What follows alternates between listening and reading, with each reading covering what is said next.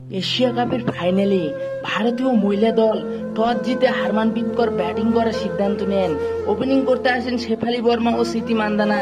শেফালি বর্মা 19 বলে 16 রান করে আউট যান। স্মৃতি মান্ধানার সঙ্গে পার্টনারশিপ করতে আসেন উমা ছেত্রী, তিনিও 7 বলে 9 রান করে আউট যান।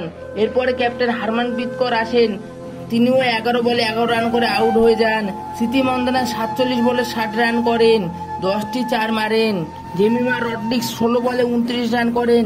রিচা ঘোষ 14 বলে 30 রানে ঝোড়ো ইনিংস খেলেন, যার ফলে টিম ইন্ডিয়া 20 ওভারে 6 উইকেটে 165 রান করেন। 166 রান তাড়া করতে নেমে শ্রীলঙ্কার মহিলা দল দুর্দান্ত 8 উইকেটে এই ম্যাচ জিতে যায়। এশিয়া কাপের বিজয়ী দল ঘোষণা হয়। শ্রীলঙ্কার ক্যাপ্টেন সামিরা আতাপতু 43 বলে 61 রান করেন। হার্ষিতা মাধবী 51 বলে 69 রান করেন। দিলহারি 16 বলে 30 রান করেন এবং এশিয়া কাপের টুর্নামেন্টের সবথেকে ভালো ম্যাচ খেলেন।